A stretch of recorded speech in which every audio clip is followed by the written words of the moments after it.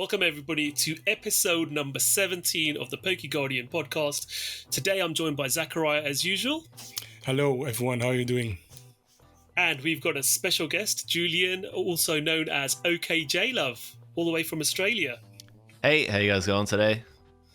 So today we're going to be talking through quite a few different subjects, but as usual we're going to start the podcast with our card pickups. So Zakariya, have you picked up any? I know you would have done. Have you got any cards since the last podcast you want to share with the listeners and viewers? Yes, more notably, I've pulled something very nice. Let me get it. Let me get it from the binder. I think I saw these on Twitter recently. Couldn't help but show these bad boys off. His luck has been very good for pulls. Yes, the Glaceon VMAX special art from one pack. No, not one pack. From a blister, which I don't mind getting at all. It was in the previous podcast episode. It was the Leafeon VMAX. That's an awesome card. Which is also very nice. And I don't mind it. And my third special art, was Rayquaza VMAX. But I did sell it yesterday. So. Oh, really? Yes. It was a small sacrifice for something much bigger, in my opinion. It's for Umbreon VMAX special art. It's the same price now. So I don't know if people have seen my video, but before I pulled Rayquaza VMAX special art, I literally said the same pack. I don't like the artwork of Rayquaza VMAX. I don't mind getting it, but I did. So it was a strange day to me that day. So that's one of my pulls. Let me get some of my pickups. Yeah, there's so much. I don't have them all at hand. It's almost like these days you could do a whole segment for probably 30-40 minutes on these pickups. Yeah. I actually used to do like PokéTaj mail videos where I think I got up to episode 113 where I just used to talk through what I used to buy. But some nice Umbreons from the blisters. Those are cool Umbreons, I don't mind getting these at all. I think these, by the way, I haven't shown you all of them. There are too much. Those were my spares. But you know what I mean. Very nice pickups. That's why I like these. I personally think the free pack blisters and the check-in blisters are, with the evolution promos, I think these are one of the best promos so far in years. Any evolution promo, why not? Yeah. And you guys? That's it. Julian, what have you been picking up or what have you pulled recently? Yeah, I could do the same thing as Zakariya. There's a lot, and I won't bore everybody with my massive amount of pickups because it's been, I don't know, I'm in Australia, so our options for buying singles are pretty limited, and you got to go overseas if you want to get anything good or decently priced. So I usually do my Japanese pickups probably 1, 2, 3 months. They bulk up. So by the time I bring them all back, I've got, 20, 30 odd cards. But I've got one thing that I do want to share today, which is from the US market. I actually bought this last year, but I didn't bring it back until a month ago. I bought it before the hype sort of built up again. So I got a pretty good price on it.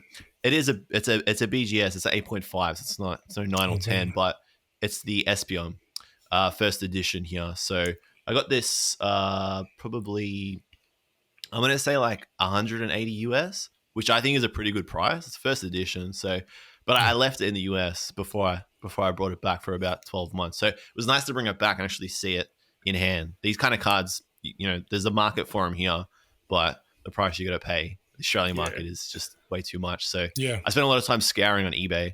I'm sure you guys do too. If you look long enough, you find something pretty good. So a nice card for sure. Oh, 100%. Yeah. Fantastic card. Okay. I picked up, I've pulled a few cards in the last week and I've picked up a few cards. So I got this Chinese copycat. Oh, very nice. Nice. Yeah, I just wanted to get the Chinese one as well. So now I've got the Chinese, English, and the Japanese one. I think Copycat's just such a cool, iconic card with the characters, the character plays. So yeah, really cool. I've been picking up these gold energy cards now. I don't know why, but they just really appeal to me. And I know with time the price goes up because they never go out of rotation. Energy cards are the one thing that you can keep in any deck, no matter what generation the energies come from. So for players who like to bling their decks, these are really nice. But they look stunning, and I've always collected just sort of normal energy cards, hollow energies, SR energies from like Tag Team GX and stuff. So I thought those are pretty cool. And then I've had a couple of pulls in the last week or so. So last week I pulled very nice these two beauties, which I was very, very pleased with from my ETBs, one in each one. And yesterday I got some half-size booster boxes, and I picked up 12 of them. So then I can help some people in the community in the UK get hold of them well below our MSRP as well. So I got home, put it on Twitter. Within 30 minutes, I'd sold all the spare ones I had. But the ones and then the ones I had, I wish I'd kept more though. But I kept a couple of boxes back. And Nahal came home from school and he's like, Dad, can I open one of these? I was like, yeah, go for it. He said, I want to do it off camera. I was like, okay, cool. So he sits down on the floor in the studio and he's like ripping the packs open. And he's like, is this any good? And I'm like, give me that card. Give me that card. Let me put it in a one touch. But we pulled very nice. The Rayquaza special art. So I'm very, very happy with this pickup. One of the cards I was chasing. So yeah, Nahal pulled that. So I was very happy with that. So yeah, that's my card pulls and pickups. Very nice. But yeah, a bit of a variety there from us all today. And Julian's definitely is an iconic one for sure. Yeah, it's not bad. You know those half booster boxes? Those are so foreign to us over here in Australia. So is that like a normal thing? That usually comes out in the UK? They've been around for quite a while, and I've got one in my hand just here. Essentially, I don't think people ever focused on them because booster boxes used to be so easily obtainable and available at well under MSRP. So no one ever looked at these, but they've become a bit of a thing since Vivid Voltage. And I've been able to get hold of some well below MSRP. So I've was getting them for myself initially, and people were like, "Oh, what are those? I want some." So then I was like, "Okay, let me try and get hold of some more," and I did, and I've got quite a few for like Battle Styles and Chilling Reign, and sort of spread them in the community. And again, for this one, I ordered like a case where I just said, "If you can get me a case, get me a case." And it arrived yesterday. So yeah, I just sort of, like I said, I put a tweet out there. Only people I know who are genuine collectors. There you go. I'll, do it for you guys for like, basically, it was about 20% less than MSRP of what it was. And yeah, everyone was happy. Sold out very quickly. This means some people get some Evolving Skies who are not in a position to pick any up. So yeah. Looking forward to seeing the pulls once it gets into people's hands. That's it. Cool. Okay, let's move on to some of our news stories that Zakariya has been putting up on PokeGuardian. There is a lot to cover today. So let's start off. A lot of it's going to be 25th anniversary. And the first thing we're going to talk about is a Garchomp C LV.X and the Dialga from S8A 25th anniversary collection have been revealed. So Zakariya, do you want to talk us through these two cards? Obviously one from the main set, one's a promo, but obviously interesting because Garchomp is a bit of a fan favorite for a lot of people. Yeah, I think Garchomp LV.X needs no introduction. I think I don't know how well it did competitively. I was not playing around that time, so I don't know. I know some of the Hall of Fame competitive cards, but I think it was a decent card, Garchomp LV.X, and of course, indeed, it's just an iconic card in general. Not counting playability. But I think when Celebrations has been released, I think there's a huge topic of discussion in the first place, because a lot of people are probably familiar with most of the set now that's been out there and leaked. I will keep my judgment for the full set when it has been revealed. But so far, I think it's an interesting choice what they have included, celebrations, and in this set as well, 25th anniversary collection. But yeah, I really like the Garchomp LV.X. Again, we will just need to see. I want to see them in person, in hand, in real life. I can't judge a card, from digital images. Yeah, we will see. It's a nice card. And you guys, what do you think of it? Yeah, Julian, what are your thoughts? Having a look at the sort of Garchomp and the Dialga itself as well. Any initial thoughts? Yeah, like Zakariya said, it's a beauty. It's cool to see them use a variety of different Pokemon cards over the years and not just stick to the last 3, 4, 5 years or so. So it's been interesting to see their picks. I like this one. I like the LV.X cards. So this is an easy win. It's got and it's got the texture that we just don't know a whole lot about as well. And this is the tricky thing with celebrations in the 25th set. The leaks have been coming out over the last month or two, and I personally have been looking. Like, I'll have a cursory glance of the leaks, but I didn't really dive into them. So now when the new cards get revealed from Japan and we see like the high-res images of them, it does feel new to me. But I am just reserving judgment until I actually see these in hand. Like, I see them, some proper footage of them, so I can see what the texture actually looks like. But I like it. You can't go wrong. Like I said, when you're picking a broad variety of cards and not just sticking to one sort of era, you actually can't go wrong. It's been interesting to see what they pick though, because when you do go broad like that, you're gonna disappoint people because you don't pick their favorites. That's just, you can't avoid that. But yeah, overall, I like it.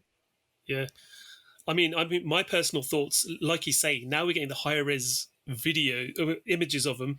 You can see where the texturing is. The border's got texturing on it. For example, Cynthia, around her, the shadowing's got texturing. At the bottom, the symbol you've got there in the middle next to the energy sign as well.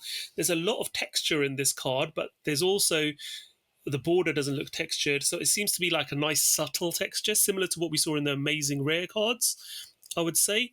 So it's not over the top. It's sort of empowering. It lets you appreciate the artwork in its original form, but it's adding something a bit extra to it as well in a nice subtle way. So it does seem to be nice.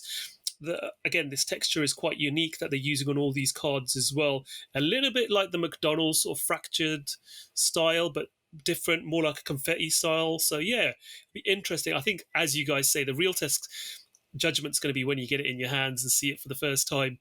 But definitely, I do like the promos. They look good. The Dialga itself, 5-band graphics, art, but yeah, it does look quite nice. The background is nice and sort of smoky, like blurred, to put the focus on Dialga in itself with a bit of a solar flare in the back. The attack itself, temporal backflow, single metal energy, put a card from your discard pile into your hand, could be useful in metal decks. Remember, this Dialga is going to be standard format playable. It's got for a triple colorless metal blast 60 plus, attack does 20 more damage for each metal energy attached to this Pokemon. So there will definitely be, there could be, quite useful in certain decks, metal decks for sure. So yeah, it'd be interesting to see how playable that is as well. But yeah, two great cards there. So I was going to say, it's been funny seeing talk around these cards because we've seen the English cards leak and we've seen video footage of them. One common thing I see people saying a lot is that the English texturing, the English holo, looks better than the Japanese version, but we actually haven't seen the Japanese version. So I think they both look good. Both styles will inevitably look good, but yeah, we haven't seen the Japanese one. Exactly. It's going to pop more, and they always do. Yeah. But they both, like you said, I do like the McDonald's promo style of holo. Some people think it looks a little bit cheap or tacky. I like it. It's different. Yeah. It's nice to have different types of holos. Definitely. Absolutely. Right, moving on. Still with 25th anniversary, but this time this was the advertisement that was revealed. So this sort of just came out, and it was like, okay, they revealed quite a bit in this advertisement. If you look at the detail, go back and rerun and start looking at what's being shown. First of all, the ad is great. I do like it. I think it's well made, and it does show you some stuff. I mean, one thing we saw, which was upside down, I believe, in the actual ad itself, is a professor's research full art for Professor Oak. Yep, the full art there. Yep. Yeah. We've got the Gardevoir EX in here as well, I believe. That's correct. Yeah. So yeah, it's. I think it's nostalgic for those people who've played from base set, because they can see, there is a bit where you can see the simulating being in a playground, trading your cards. Somebody getting really happy. They got the Machamp, I believe, in the trade by the looks of it in the ad. But yeah, it's quite good. I mean, Julian, what are your thoughts having seen this and finally seen the official reveal of this professor's research card? Yeah, it was a cute ad. I liked it. I thought it was nice. And it's hard because I did see this card leak however many months ago it was now. So the wind is kind of taken out of it a little bit, but it's a cool card. I think, is this the only known secret rare? Or I think this and the is it a spoiler if I say the Gold Mew? Are those two the only sort of known secret rares from this set on both English and Japanese side? Because it's got its numbering. I think, have we seen the numbering from the English version that's outside the 25? Yeah, is it 26? The Mew is not technically it's not a secret rare. It's like 25. So okay, it doesn't exceed the set number, but doesn't exceed it. Yeah, we don't know if there's any actual secret rare still coming, and that's why I say be careful with leaks. Because it often does not tell anything more than what we see. Yeah. So let's keep it and keep it on standby.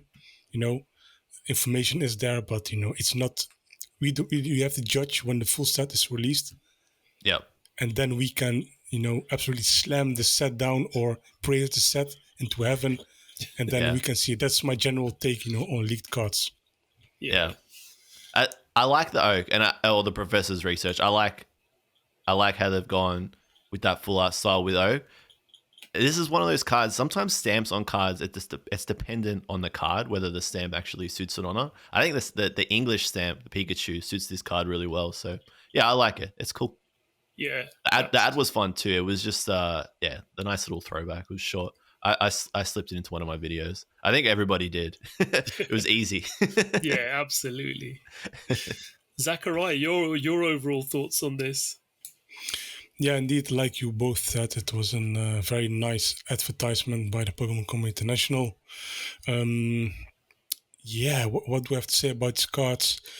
First research, I think it's very nice. It's done by Ken Sugimori.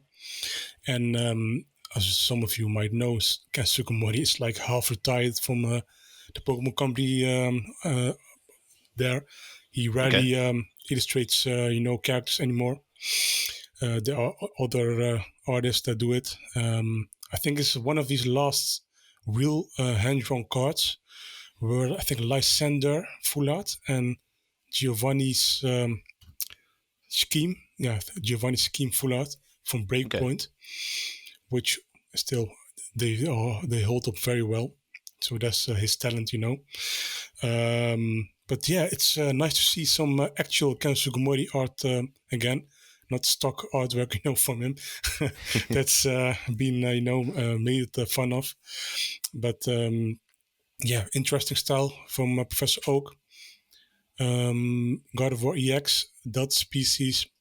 Very, very interesting card. Like I said in the beginning of the podcast, I think celebration and the 25th anniversary collection in Japan. So far, for what I'm seeing, it's very weird. Why do they include this card in there? Because I've seen some cards and now they are comparatively not in the Hall of Fame, in my opinion. Gardevoir EX Delta species, from what I've seen and understood. It's not, this didn't win worlds. It's a fun card, but nothing, comparatively, in the Hall of Fame. It's not as iconic as as Lugia EX or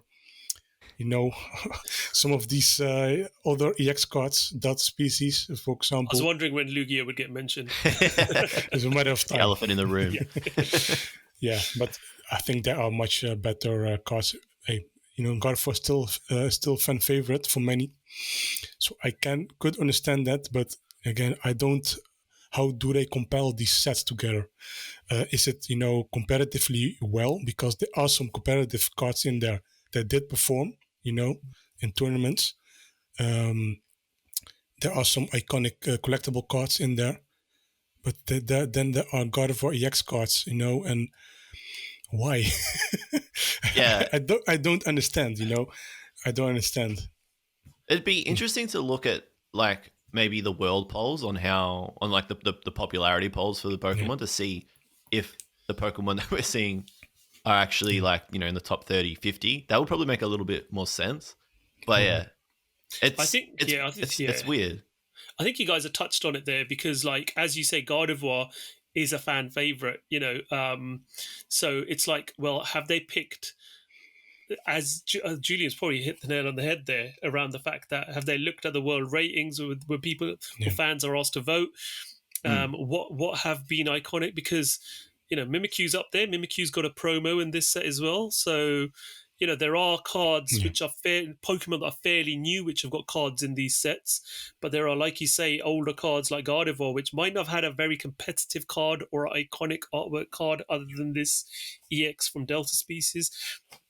It could be that they are picking the fan favorites and just picking the best cards, but we don't know. Maybe it'd be nice once the set's released. Sometimes you do find on Pokemon.com, they do have a news story where they've interviewed the creators about the background, like they did with Tag Team GX, and how they play tested stuff or how they came to decisions of how they picked certain things. It could be that we find out more about it once the set's officially fully revealed and out in the wild, let's say. Yeah. Cool. Right, this is huge now, this one. Right, this is huge. So we're getting another Gold Star card. And we all knew we were going to get a Gold Star card. Greninja Gold Star has been revealed as Elite Trainer Box promo. Now, we all knew, being a special set, the Elite Trainer Box was going to have a promo in it. But I think this is special because I don't think anyone would be disappointed, first of all, to get their hands on a Gold Star card, and for it to be an ETB promo. You always think the promo you get in ETB is a bonus as such. Then there's going to be some certain sellers who are going to say, well, that promo is worth X amount, so we're going to mark up the ETB by X amount. It has double effect. But you get this from a big nationwide retailer. You're going to be getting an MSRP. You get it from the Pokemon, so it'll be MSRP. And it does look absolutely amazing as far as I'm concerned. Fukuda is an artist, the godfather of all the Gold Stars. Every single Gold Star, from my understanding, has been done by Fukuda. Yeah. So, again, I think it looks stunning. Guys, Julian, what do you think? Yeah, you can't lose when you put a promo like this in an ETB. It makes that makes the whole thing that much sweeter. And again, it's crazy to see Fukuda-san get another card like this. I think Brace Gaming, you guys know Brace. Yeah. If you don't, he's over on Twitter, Brace Gaming. He loves Fukuda-san. And I think when 20th anniversary set sort of got revealed and we knew that some of the artists were going to get, some throwback artists were going to come back and draw cards in a similar vein to older styles, Brace reached out to Fukuda-san on Twitter, and they didn't know what was going on. I don't know. We don't know whether they feigned ignorance or maybe they just hadn't gotten involved yet. But yeah, it was funny to see then when the card got revealed, Brace was pumped. And yeah, rightly so. It's cool to see cards like that come back in a style that everyone is so familiar with. don't know if it's got the holographic on it. I'm looking at it again now. It does look a bit flat, but I don't think it really matters. It's a gold star, and it will most likely have some element of holographic to it in the same vein as the older gold stars. But yeah, it's really cool, and it makes it that much sweeter. If you do land one of these ETBs at retail, you get a freaking but you get a wicked promo inside of it as well. So it's going to be fun to open these up for sure. Definitely. Zakariya, your thoughts? What do I have to say? Excellent promo. We have been anticipating, how it looked, and indeed, it's Masakazu Fukuda, very very nice. I do hope it's a holo foil promo, but I think it is. Most promos are foil. But the launch, how this card was revealed was along with the Pokemon Center Elite Trainer Box on the Pokemon Center website, and a lot of people that could buy that were denied buying it essentially, and a lot of people were irritated because that was probably the one and only chance to get any evolution products. I know that's what I think for them, and some people are really very angry, to Pokemon Center in general. If you listen this and you did not win any, Pokemon Center Elite Training Box, do not worry. This is such a big anticipated set, just like Shining Fates. It's nobody wants anymore Shining Fates. It's at MSRP right now. It's sitting right there, and during launch, everyone is, oh, I'm going to miss out on the set. Scalper this, scalper that, and this and that. Relax. If you do not get this promo or any of this product, don't mind.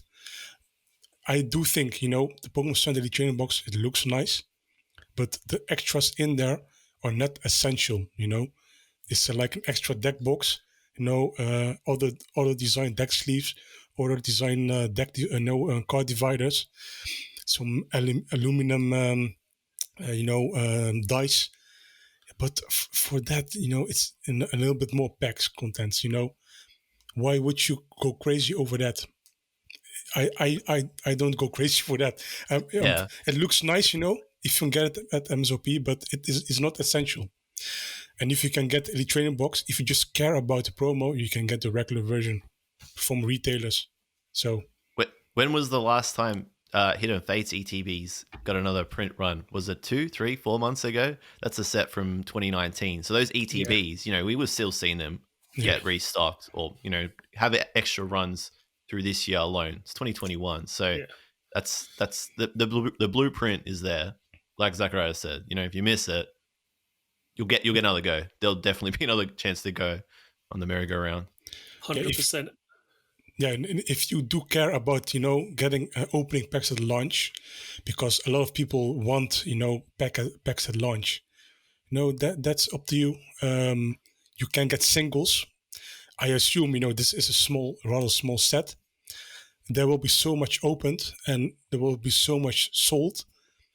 I don't think a lot of these cards will be in the upper, 3 digits. I don't know. I don't think so. That Greninja All-Star promo, that my expectation, it will be below $50, USD. It's such, similar like that EV VMAX promo, the Charizard V promo from Champions Path. It's a mass printed promo. It won't have any high rarity. Maybe down the line, in 10 years, probably, when this product is sealed. But yeah, I don't think it will do anything crazy, from a financial speculation, market speculation.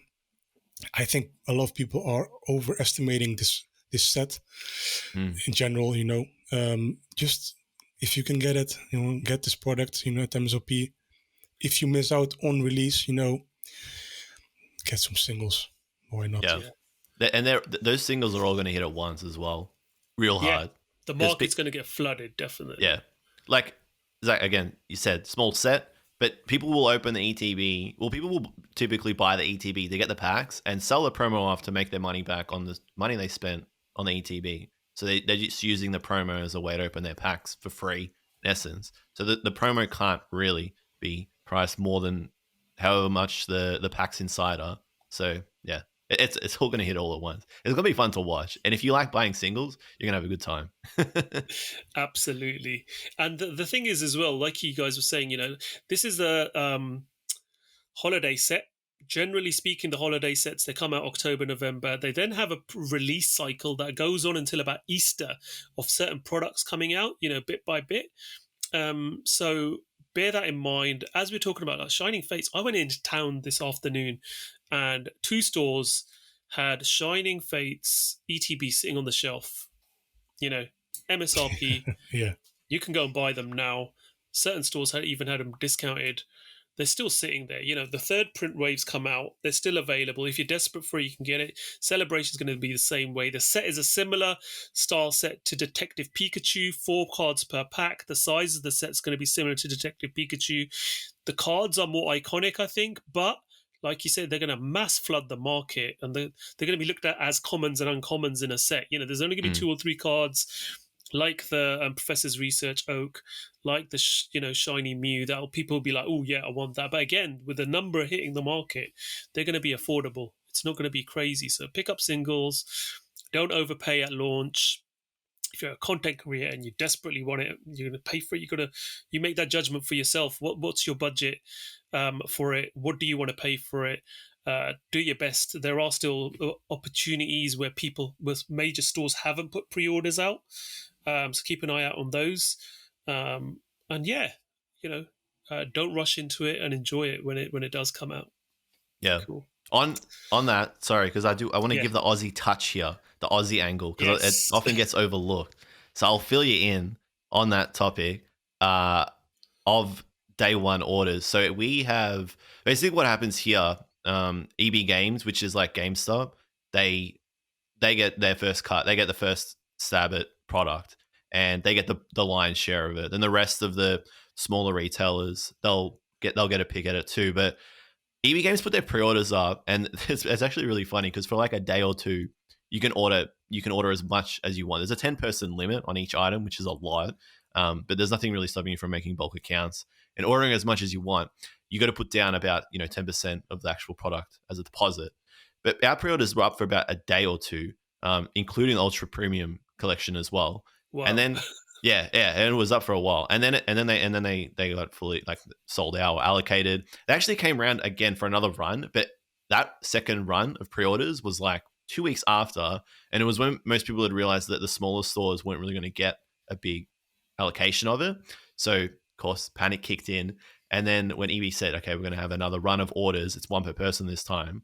I think it was like 30 seconds those lasted, and then they were gone. So it's going to be, if you missed the boat in Oz for launch, you've missed it now, I think anyway. But again, you'll get another go. You always do. And EB always come through with massive amounts of stock on day one. If you didn't pre-order, it'll be on the shelf for you to buy when you walk in. Yeah. Cool. Okay. Yeah. UK is very similar in that sense. I think we've had 2 of the major retailers already put the pre-orders out, but one of them was like throughout the night it was still available, and I checked in the morning and it sort of sold out. I was like, okay, that is a store that a lot of people get heads up of in certain groups and Facebook groups, etc. So yeah, like you say, if you're early enough and by listening to podcasts like this about what's coming out when, he's right. Watching JLUV's videos as well, keeping an eye on PokeGuardian, you'll be in the know well before pre-orders open anyway. You can start planning and budgeting. And I always say, when a special set's going to come out, you can always budget for it. Most people don't collect normal sets throughout the year. They just like to collect the special sets. So just a FYI for future, start saving in the summer. By the time September, late August hits, mid-August, get your pre-orders in, because that's when the special holiday set always comes out for pre-order. Cool. It's not a meme. Read more on PokeGuardian. It's real. Absolutely. Some more cards from this set. Like I said, there's a lot to cover from the 25th anniversary set, and we have got Mewtwo EX and Reshiram from S8A in Japan. So the Reshiram's a brand new card, which is going to be in the main set, and obviously the Mewtwo EX, we've seen this before. This is going to be in the promo set. That Reshiram, though, wow. Absolutely stunning. This should have been a special art. Isn't that right, Julian? Yes, definitely going in that category. Should have been a rare. This should have been a special art. Imagine this as a full art card. This would have been absolutely mind-blowing. It'd be up there with the Shibuzu, Galarian Moltres in my eyes. Same vibe, yeah, for sure. Absolutely. Beautiful by Kusubi. Kusubi? I don't know how to pronounce it. Kusubi. Yeah. Fantastic. I knew you'd know. Stunning card. So from a playability point of view, for those of you interested, it is E classification, so it will be standard format for the next 2 years. Scorching Wind. This attack does 20 damage to each of your opponent's bench Pokemon for a double colorless, and for 2 fire and a colorless, Black Flame, which is 80 plus. So if Zekrom is on your bench, this attack does 80 more damage. So that Reshiram Zekrom vibe, if you've got both of them in play, this does 160 for 2 fire and a colorless. So there could be playability there. Interesting card, but again, the Mewtwo again is one of the big fan favorites. I don't know anyone who doesn't have some sort of a Mewtwo collection. Everyone's got some Mewtwo cards in their collection at some point. But thoughts, guys. Zakariya, let's start with you this time. Yeah, again, like you just said, excellent duo of reveals. That Reshiram promo by Aya Kusube, that artwork, she did illustrate Reshiram before in Black and White Legendary Treasures. So that style is very, very familiar. So I do think it's a soft, how do you say it? The throwback, for sure. Throwback, indeed, for sure. Tribute artwork to the black and white version, and I think it looks absolutely gorgeous. The Mewtwo, the X-Bull Mewtwo, that card was absolutely destroyed. Tournaments. If you look at PTCG Radio's video on it, he will tell you some more stuff about it. I think at the time he played also, so he knows how Mewtwo EX dominated. Yeah, very, very nice card. What do I have to say? I do think it's a little bit more weird to see, more of these modern era EX and GX cards being in celebrations. We will see how they will look. It's a different take. On a modern EX border template. So I'm very curious how the texturing will work on there. They are textured, even these ones. The EX card, the regular arts, which is very interesting. How much are we going to talk about celebrations? But coming back to Celebration 20th Anniversary Collection, what do we have to say? Yeah, Black and White Destinies. It was originally, released in Mewtwo EX, and I think, Mewtwo EX, not this one, but another one, also was revealed. Was from Black and White. With Mew EX and Mewtwo EX from the Ultra Premium Collection from the Generations 5 years ago. And I think it's still super nice to see, Mewtwo is always that fan favorite that will be in each anniversary, essentially, from what I see. And I think it's very cool. Nothing else more to add. Yeah. Julian, any thoughts? Yeah, I love the Reshiram. I think it's awesome. And I like the tribute. It's really cool. The Mewtwo could be a cold take. I'm not the biggest Mewtwo fan, so I have no real affinity to this card. Sometimes that happens. You see a card and I can appreciate it. I'm not ragging on it, but it just exists for me, which is what it is. So it'll look nice in hand. I imagine I won't be too disappointed if I found it, but yeah, I didn't go crazy over it. I'm more of a Mew fan. I like Mew a little bit more. I like Mew cards more. So Yeah. I think I'm similar in that vein because I wasn't around when this was playable and smashing everything in sight in the game. But it's more iconic for those guys who were playing at the time, I think. For me, the Mewtwo by Mitsuhiro Arita that was in Shining Legends is probably my favorite Mewtwo card. yeah. So I would have probably picked that, but that's more of a full art card. So would that have fitted in with the way that they're doing the rest of the cards in this? It seems to be more of they're picking set cards for most cards. So I don't think it would have fit in with what they're trying to achieve as consistency is concerned. But yeah, great card. And I think it's more those people who were playing at the time would appreciate this card a lot more than maybe we have as well. Yeah. And that's what it's about. It's about catering to everybody. So it's good to see. Absolutely. By the way, I think, in my personal opinion, Darkrai EX from Dark Explorers, I do think that card is more iconic than this Mewtwo EX. It's my personal opinion, you know? Yeah. Because I think that card looks so nice, especially the full art. That's one of these cards you'll see, especially in Japanese. Wow, this is a very nice card. And it actually, destroyed tournaments as well. Yep. At the time.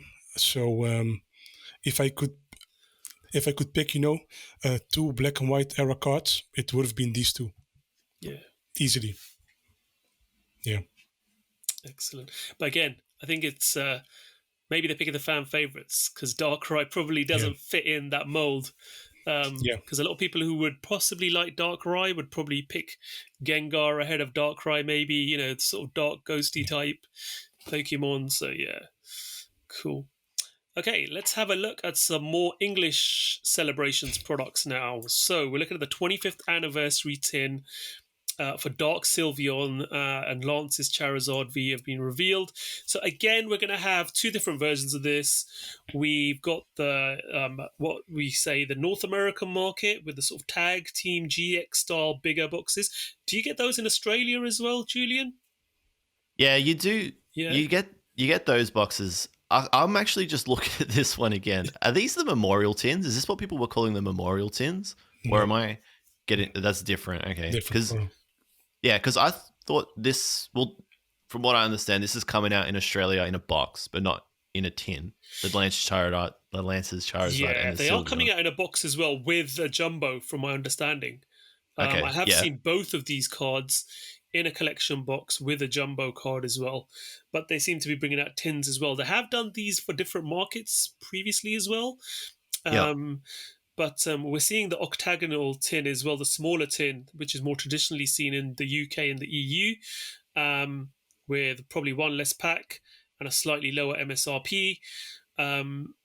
But yeah, the bigger tins we've seen, and we have seen a trend in recent sets where there has been a jumbo collection box, but then they've brought these tins out a short while after. So it's interesting to see. The big version costs $54 Singapore dollars, because these are Singapore reveals. Yes. So $54.90, which roughly equates to $41 US. And the smaller one is $34.90 Singapore dollars. So that's roughly $26 US. So let's say MSRP US, the big one's probably $39.99, the smaller one probably a $24.99 price point, which is about consistent to what we'd expect.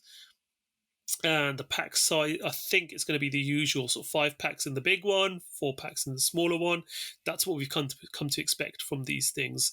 But being a Celebrations tin, I have a feeling you won't just be getting Celebrations packs in there. You'll probably get a mixture of Celebrations and some more of the recent booster packs. So maybe like something like 2 Celebrations and 3 or 4 of the recent sets. I don't know how they're going to do the split.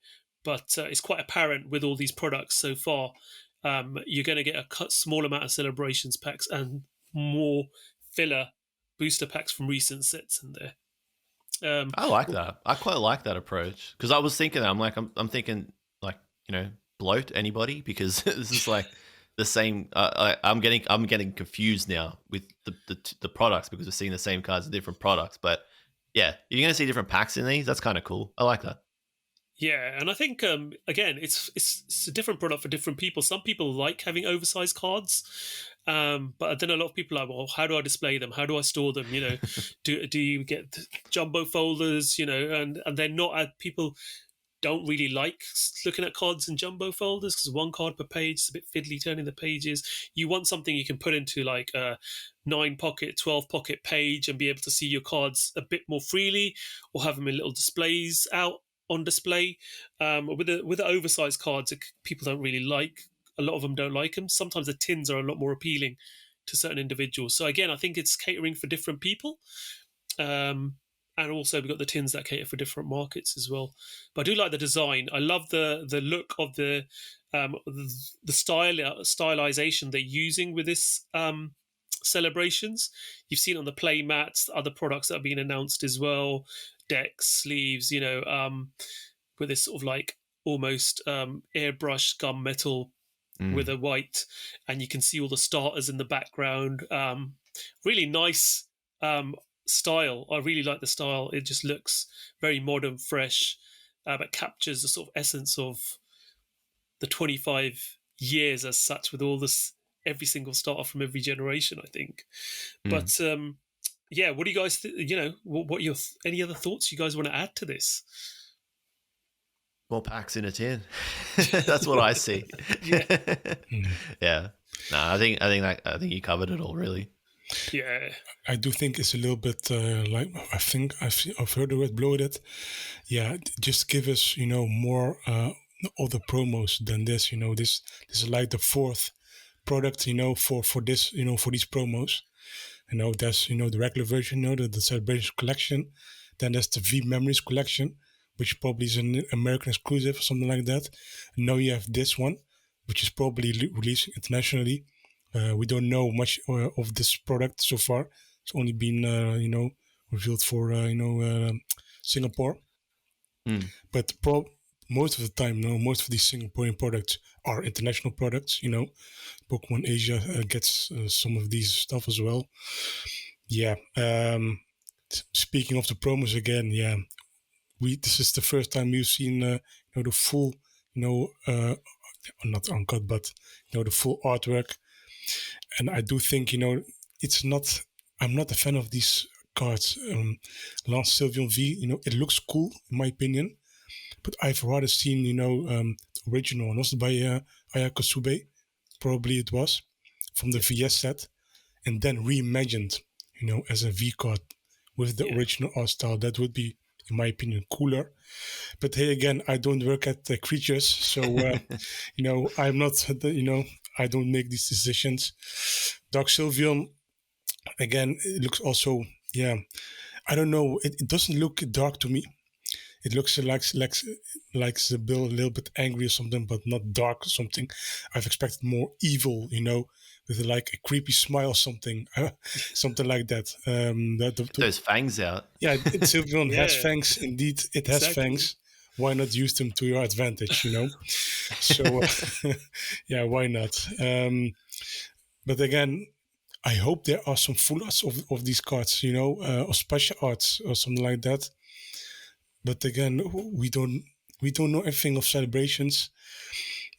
Let's hope it will be it will have more cards than 25 cards per set list.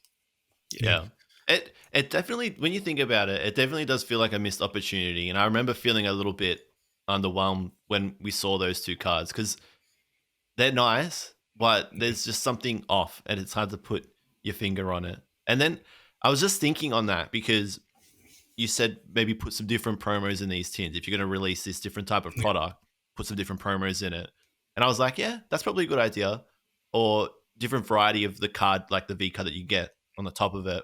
But then I was like, I actually dislike that approach with Evolving Skies, because with the Jolteon, Vaporeon, Flareon tins, that annoyed me because they split the cards, or they split the setup and put those cards in the tins. So then you've got to buy the tins as well if you want to get the cards, or you've got to buy the singles, and the singles are a little bit more expensive. So I don't know. It's a double-edged sword with this stuff. I think if they're gonna I'd rather they didn't split up cards and take cards away from main sets and put them in these tins, and I'd rather they just not make these tins because it's just blow. It's just blow. If you're not like doing something cool with it, there's like an opportunity there. Like maybe just don't do it at all. I don't know. Is that just me? Am I on my own here? I do think it makes sense for special sets, this approach, but not for main sets. I think it's kind of weird, to remove essentially Vaporeon, Flareon, and Jolteon V in the regular arts from the set and only leave the full arts in. The special arts are also not present in Evolving Skies. There's probably is going to be reserved for another box product, something like that. Maybe, put it all together and with the VMAX special art premium product, hippie, everyone is happy, $50 again, and yeah, the sets are, I think we've discussed this in the previous podcast episode. The sets are just too bloated, They have to cut something in favor for something, but yeah, it's it makes sense. I don't mind it for special sets, but again, it's a special set. You are allowed to do that, in my opinion. It doesn't matter. But for main sets, just throw them all in there. At least make the regular arts, not tins.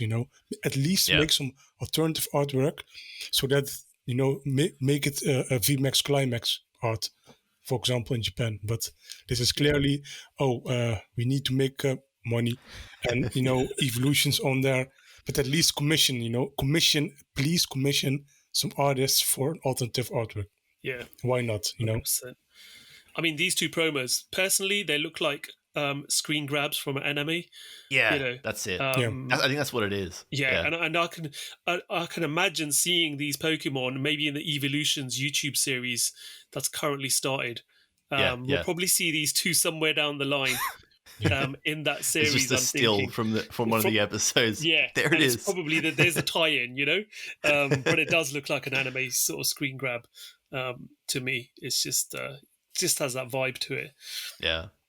Okay, I think we've talked a lot about 25th anniversary set and celebrations. Let's talk about something else now. Yeah. Let's go back to football, or soccer as everyone in North America like to call it.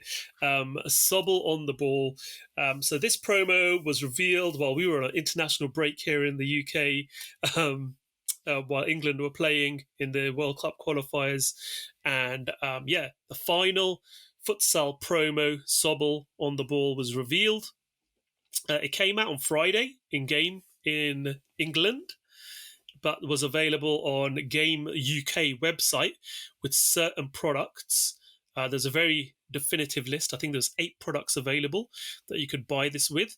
Some of them are still available. Shining Fates ETB, for example. Chilling Rain ETB, Battlestars ETBs, and then there was one with I think it was a trainer's toolkit as well. So yeah, those you can get online if you're in the UK. So if you're outside of England, in Wales, Scotland or Northern Ireland, you can pick it up on Game UK's website, but it is going to cost you a little bit more. England, you can walk into any game store in England. As long as you spend £15 on Pokemon TCG products, you can pick one of these up, but it is very difficult to find anything £15-ish mark, because there's loose packs are sold out and blister packs are sold out. So it's only ETBs or trainers toolkits or theme decks like V battle decks available at the moment in store. So you're going to have to spend about £30 minimum to get one of these. That's how they get you. Yes, that's how they get you at the moment. But there is a lot of products being released next week, Friday. So we have got the Evolution tins coming out, I believe. We've got the V-Union boxes coming out next week, Friday as well. So there's quite a few products coming out next week, Friday in the UK, and I think Europe as well. So that might be a good time to wait until most game stores get adequate amount of these promos to hand out. From my experience, each store gets at least 100, and then they do get replenishment if they're running low. So it's not like they're not easily available. They will be available throughout the promotional period. But it is an interesting card. It is the fifth and final card from this mini set. Pikachu, that is the one that is not available publicly. You have to have run a school football program and have registered for a lottery in advance to get a goodie bag that would come with the Pikachu promo. And we don't know how many Pikachu promos per goodie bags are available to the schools. So the organizer of the football program would apply for that, get them, and then distribute them to all the young kids who take part in that futsal program. So did that come out, the Pikachu? Yes. These cards are foreign to me. Yeah, over here in Oz.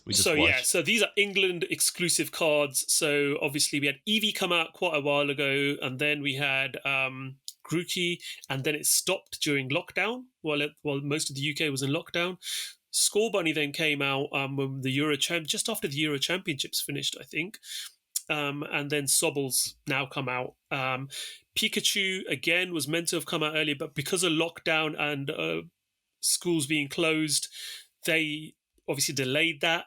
We have seen Pikachu materialize on eBay in the UK, which sold for, I think it was £32,000. But that seller relisted one, and I don't know if it's the same one. Or whether that one got sold or not. So it's 8,000 listed at the moment, not sold. I don't know if it's sold or not, but I have been watching it. But that's, again, it's a bit like the sort of Charizard. First one to get it and send it into PSA as quickly as they can and get pop one, PSA 10. That in the long run, for a very, very, very, very limited Pikachu promo, to have the first PSA 10 graded version, will obviously have a premium attached to it. So I think that's the race to get it graded more than anything for the first one. Yeah. And then you'll start to see the price plummet a bit. But yeah, it's been an interesting set. Nothing amazing artwork-wise. The artwork is actually listed as illustration and direction by the Pokemon Company art team. So no specific artist named on these cards. But yeah, they've all got a sort of consistent style to them. Each Pokemon is involved with a ball. In this case, Sobble is in goal. And it's a very rare occasion you see a smile on Sobble's face, from my experience. True. My son is a huge Sobble fan, so I obviously have to get one of these for him and frame it and put it in his room. So yes, I will be attempting. And because you can see he's got a yellow jersey on, that is a goalkeeper's jersey, so he is definitely a goalkeeper in this card. These promos have got all the makings of like sleeper hit. Like from the sound of it, like okay, they've probably printed a lot of them. Yeah. But their distribution method sounds wild, and then like the fact that it's happened over a couple of years, maybe people have forgotten, missed it. They thought it would. Well, they take it for granted that it's going to be there, and then when they go to get it, they're sold out. Yeah. Then the way that they hand it out, so that Pikachu, you're saying it's going to be handed out in like goodie bags and stuff like that. Just sounds so convoluted. But if those are getting handed out in bags, like it's going to be tough to find one in good nick or good condition. Yeah. Yeah, these are interesting promos, and they're only like people in the UK really know about them. They don't really get spoken about a lot outside. I mean, I only really hear them when you guys talk about it, to be honest. So yeah, they're cute. They'll look nice in a row, but yeah, getting all 5 sounds whack. Sounds really crazy getting all 5 of them. Well, I've spoken about this on Twitter and in the previous podcast about the Pikachu. It's going to be one of those cards that, okay, so the organisers applying by lottery to get these goodie bags, they might be getting it simply for the fact of the equipment they get with these goodie bags, because there's markers and stuff, so then they can organise play, not aware of what the Pikachus are in here. Even if they are aware, it's their obligation, if they're ethically right, to distribute them to the kids who play. Most of them are 4, 5, 6, 7-year-old kids. They're going to go in the bottom of a boot bag, get bent, creased. Kids aren't going to know what the value of these things are, and they're probably sitting at the bottom of a bag for God knows how long. So it's going to be very, very difficult to find them in good condition unless people are aware. And I'm sure people will be aware, because young children playing football, the organisers are going to be told by the parents or collectors or people who know or friends are there saying, listen, if you're getting these, make sure you keep them in good condition. You make sure the kids know what they are, or you hold on to them and don't give them to the kids, depending on the type of person who is running. But most people are really good people who run these football clubs for youngsters. They do it on a volunteer basis.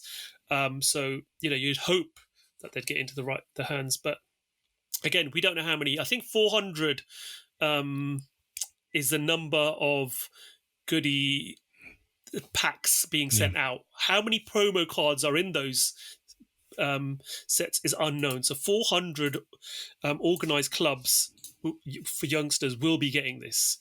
But yeah, I think it's interesting that it's going to be. I think this is going to be one of the hardest to get Pikachus in the long run in a PSA 10 quality, near mint, simply because of the distribution method of it. It's great. It's going to be interesting. Yeah. And people are going to be kicking themselves. I've been helping people, especially in the USA, get hold of the rest of the cards in this series. And, when you've got 4 and that Pikachu's missing, it's people are going to kick themselves. I mean, I've got a Pikachu just behind me. Where is it? Somewhere here. It's somewhere here. Is this the one I think it is? It's literally, they were giving out this A3 size holder for you to put the cards in with little slots, but on the back of it, there was a 1-to-1 scale Pikachu on the ball. And the cardstock material is very similar to Pokemon cardstock material. So if you used an X-Acto pen and cut it out and just put it in a one-touch case, it looks like the actual card. I have tried to con people, and people have said, oh my God, have you got that card? But just having it in my background to see if anyone spotted it in my videos. And I have had 1 or 2 people ask questions. Is that a real one? And I obviously confessed straight away. But it's that's going to be a difficult one to get hold of. But awesome little promo, awesome little mini set. And I think over time, as you say, it's going to be one of those niche collections that a lot of people outside the UK, England would have known about. And then they're going to suddenly be like, wow, okay, these are very limited, and be interested potentially in the long run in getting hold of them. Yeah, and also I think this is very interesting because I think I've told you last year, for example, personally, in the direct messages. Maybe we can see more lotteries in the future like this. And for example, with the Pokemon Masters EX, they are doing sweepstakes. Giving the 300, 400 Lunala and Lily playmats. Why not for Pokemon cards in the future? Why not per region?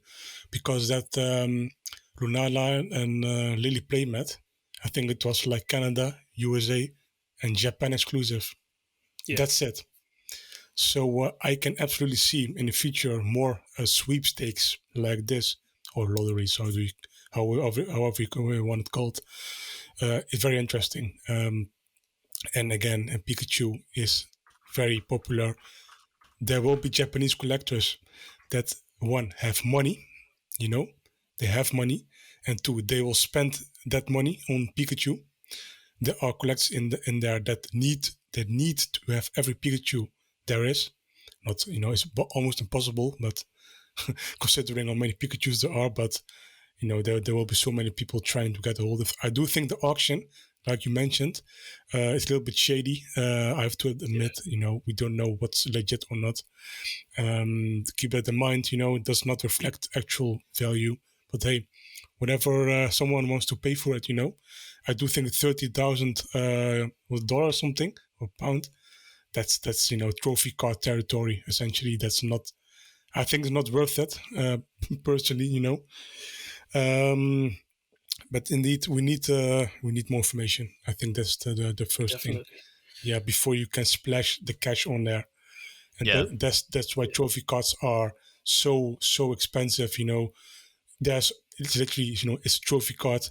There are probably extras on there, but not 10K extra copies. It's very limited.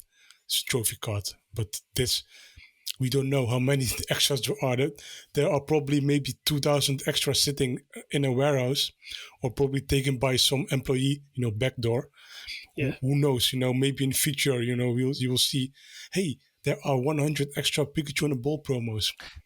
Who knows? So be careful with this kind of stuff. If you can miss it, if you can miss the money, fair to you. But be careful with what you pay. Yeah. And we might see some more promotions, by the way, because I think the contract with the FA and Pokemon Company, I think it lasts at least 1 year from now. I think it was a 3-year contract. Yep. So we will see what happens. Yeah, Maybe absolutely. Yeah. I think what's really promising about this is that we're getting regional exclusives outside of Japan now. Yeah. Where historically we've got exclusive cards which are Japan only. Yeah. We're now getting this is a UK exclusive. You've got the special delivery Bidoof, North American exclusive. Pikachu. Special delivery cards are North American exclusives. This is this is an England exclusive. Hopefully we'll maybe one day see an Australian exclusive, Dutch exclusive, some cards which are exclusive. And this is part of collecting, making things exclusive to regions, having international friends, organizing international trades. It shouldn't be easy to pick up every single card. There should be some which are dream cards, which are a little bit difficult to obtain. It's part of the challenge of collecting. It's part of the interest of collecting. If everything was easy to pick up and collect, it would, it would just, that passion would die off. There's got to be something that you're chasing that isn't so easy to get. And it's great having these kind of promos. It does encourage, in today's day and age, where through social media we all engage internationally, to be able to, I traded a Score Bunny for a special delivery Pikachu before that blew up. So that was, I'd done a future trade pretty much. One of my friends sent me that and said, well, send me the Score Bunny when it comes out on the ball. And that, that worked in that sense. So it does help, if you're open to engaging with people in other regions, if we get more of these, it'd be really fun, I think. A fun way to trade in the future. It starts a conversation. Sorry, Zach. Now, whoever's in charge in the department that makes these contracts, the partnerships, thank you very much. Thank you very much. I really appreciate the work. I do think it should have been done much, much earlier, but at least even Japanese, there are some exclusives that I need to buy, or trade for with other collectors, and it opens up another world indeed for many other collectors. Hey, now I have something to give to these other regions now, and that's indeed, like Tar said, part of collecting in general, and that's a good thing. Yeah. Send some nice promos to Australia. I got mine the other day. I don't know where I put it. I think I just shoved it to the side because it was the Sandaconda, but with the EV Games stamp, and I totally forgot. I think I bought the triple pack blisters of Evolving Skies, and when I got to the end of the bag, I was like, "What on earth is this?" I had to do a double take. I don't even remember when it came out. I don't know why they gave it to me. Well, I think it's spend 20 and you get it. Yeah. I knew nothing about it. I should probably go do my homework, but that's it's the first promo I've seen this year. So. Yeah, I saw that. Read more of PokeGuardian, Julian. Oh, okay. I know. I gotta do my homework. Talking about promos, we've got a Piplup promo from Project Piplup revealed. So Piplup's getting some love. Saying Piplup quite a few times is getting a bit of a tongue twister. So starting on September the 21st, which is a week from today when we're recording this, if you live in Japan, you can get a special Project Piplup stamped Piplup promo, which is promo number 232 SP. So it's in collaboration with a special Project Piplup that's been launched by Pokemon a while ago. It includes various activities to do with Piplup. So you can get this card via the Pokemon Center stores, online, Lawson stores, and Bandai Namco arcade stores in Japan. So various distribution methods. It looks like they want to get this into as many people's hands as possible. It's going to be a widely printed card, similar to stuff we've had in the past. We've had that little cute Shaman card, which is a promo handed out in numerous distributions about 1.5 years, 2 years ago in Japan. the kind of card that you see, handed out in pretty much convenience stores and everywhere else as well. Yeah, cute, very, very cute artwork, have to say. Had to do a double take. Is it a so-so? Is it not? No, it's not a so-so. The lines are too sharp and around it. So yeah, but very cute. Thoughts, guys? Zakariya? Yeah, like you said, it's a cute card. I think the artist does it pretty well. Saya Suruta, which is indeed, very, very distinctive style. Very nice card, very nice stamp logo on there, which is not always the case, with other promos, like Julian mentioned, Sanaconda promo. The game, it's EB games. That one is nice. No, EB games looks nice, actually. Yeah. It was the other one. Which one was it? The GameStop one. Yeah, oh my god, they just used a default font, didn't they? Like a standard font. Yeah, yeah. It's in my opinion, it's awful. Why? At least put stroke it, with a line on there, to highlight it a bit. But it's just stamped on there. But hey, this is how it should be indeed. Like I said, Taj, probably mass distribution, probably more than the Unagaba Pikachu, which also was fairly high in distribution.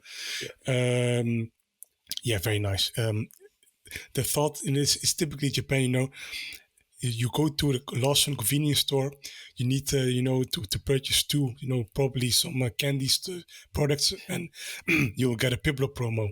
And I think that's only in Japan, and I think Japan does that also always very well. Bandai and Namco, amusement arcade halls. I wish I lived in Japan, for this kind of stuff.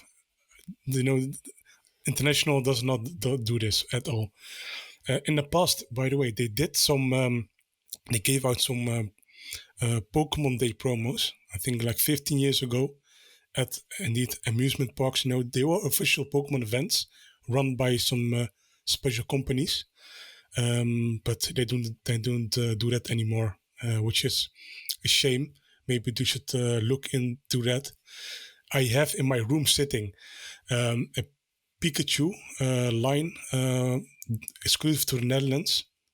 Speaking of that, and these are Pikachu Pokemon Day stamps, and they've been released in Germany and Italy, something like that. But the English version is exclusive to the Netherlands.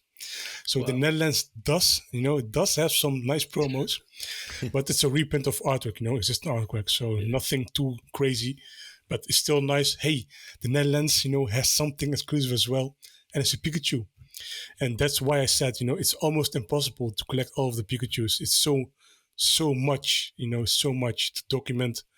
There are some people that have come very far, but there's a huge paywall. Snap Pikachu, for example.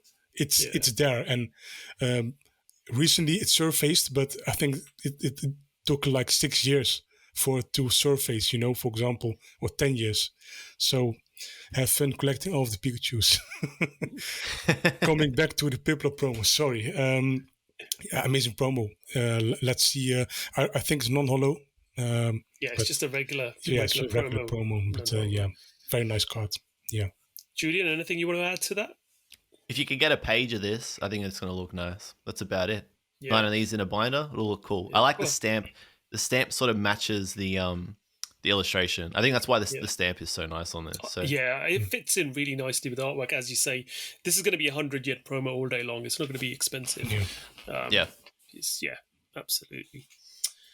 Cool. Okay. Japan TCG set Starbirth.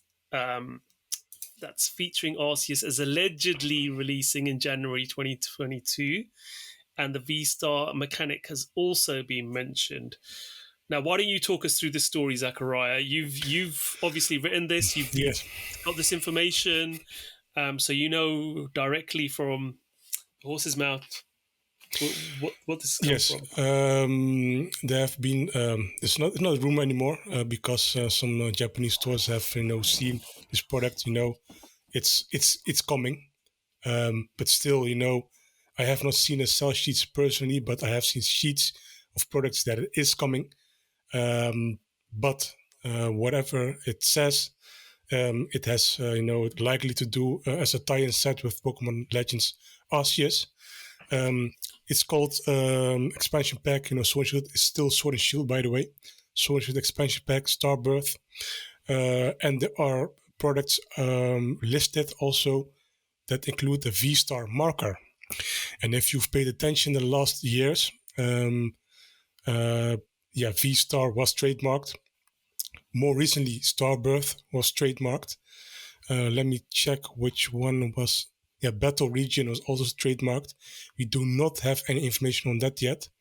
But hey, it's nice to to have confirmation that it's going to be highly likely a TCG set, for Starbirth and VSTAR.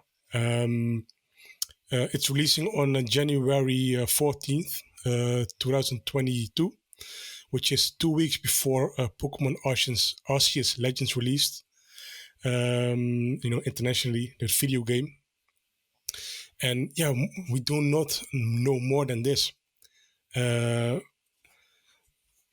is coming essentially in a nutshell, and the products also mention, Pokemon card game decks, sleeves, Arceus with VSTAR marker, and that's about it. There's some. It's probably a main set, by the way. It's not a subset. It is, year 3, first set, end with literally a bang. Start with a bang. Arceus, and from there on out, we don't know what's going to happen. We have no sell sheets, So again, at this point, it's probably confirmed, but it's not officially revealed yet. We don't have a sell sheet yet officially, with the image. Still, take it with a grain of salt, but it's highly likely that it's real. Highly likely. Julian, anything you want to add for that? Yeah, I don't like to go too early on these kind of things. I'm with you, with Zakariya and you guys on this. I don't like to jump the gun on what it could be, but from all accounts, it's definitely real, and it sounds like it's going to be the same kind of format as the first set of every year with Sword and Shield. So Sword and Shield came out, you get the premium trainer box, and you usually get the binder as well. There's like a whole lot of like pretty stock standard stuff that only comes out with the first product that gets released for the year. That's what this looks like. Yeah. The VSTAR name that's been trademarked alongside this. Speculation is purely speculation, but I think that's just going to be something similar to Fusion and Single Strike and Rapid Strike. The reason why I say that is because the premium trainer box is called, I think from what the data you've got on the article here, Zach, Premium Trainer Box VSTAR. That's the same naming convention for this year's set, which was Single Strike, Rapid Strike. I think they were just called Premium Trainer Box Rengeki, Premium Trainer Box Ichigeki. So VSTAR is the most interesting thing here for me and what it's going to be. But I think it's just going to be another mechanic similar to Fusion and Single and Rapid Strike. That's it really. I'm thinking this is a slightly different because totally different. Premium trainer boxes we do get every year, like Tag Team GX. We got it for Sun and Moon. When we got the Ultra Sun and Moon as well. Obviously we know every year the TCG is tied in with a game as well. With a video game, they always have that marking. But if you look at the product descriptions below, it says, for example, the deck sleeve Arceus with VSTAR marker, deck box Arceus with VSTAR marker, which is like a GX marker. Yeah, true. So it's going to be a mechanic, probably a one-time use mechanic, similar to the GX. I'm thinking. So VSTAR seems to be a new mechanic, similar to the GX, one-off in your game. Use it once, explosive attack. Potentially game-swinging attack that can swing the momentum of a game one way or another. And being sort of Legends Arceus, you'd think it'd have something epic in there, being Legends Arceus. So I'm thinking it's probably going to be down that line. But again, it's speculation. And as you guys say, we can talk as much as we like or speculate as much as we like at this point. We're reading into words which are interpreted off a foreign sell sheet. and it can be misinterpreted. As we all know, things can get lost in translation, but it is consistent, as you're saying, Julian. We get these new products every year. After a high class set, it's almost like a reset. We have a new mechanic, we have a new style, we have something new being bought into it. Like I said, going back to Sun and Moon, I started collecting Japanese 4 or 5 years ago. We used to have, we had Sun and Moon, then we had the Ultra Sun and Moon, then we went to Tag Team GX, then we went to Sword and Shield, then we went to Rapid Strike, Single Strike. Now we're going to V-Star. Every year brings something new, something fresh to the game for players. So yeah, it'd be interesting to see what V-Star is. Zakariya was obviously on it very early when it got trademarked. He knew V-Star meant something, but we didn't know back then what and what it was linked to. And now it's quite clear it's linked to the Arceus Legends. And it's going to be exciting, I think. People are looking forward to this set. This generation, I mean, again, I wasn't a player at the time, but Arceus and this, what potential cards we're going to be able to seeing in this set. The starters from this game, for example, are quite mixed from different generations. You've got Rowlet, who's from Sun and Moon. You've got Piplup, I think, Cyndaquil. Yeah, Cyndaquil. Are those the 3 starters? I'm not sure. Oshawott, I think. Oshawott, not Piplup, yeah. So, you've got a mixture of starters. So what kind of things are we going to see in this? It'll be interesting to see, I think. So do you guys reckon then we're going to see V and VMAX hyphen V-Star cards, or are we going to see V-Star as something sort of like an ability, or how do you reckon it's going to work? What do you think? I think my take on it, again, speculation, VMAX Climax, that's also coming at this stage. Again, it's not officially revealed yet, but it would be very, very crazy if it not releases. I think VMAX is ending with this year. 100%. I know as a last set, similar to to tag teams, they will probably disappear, and then year 3, I do think V as a whole stays, but then probably V-Star cards emerge, on top of V cards. Maybe it is a totally different card, maybe like Prism Star cards. Who knows? Huh?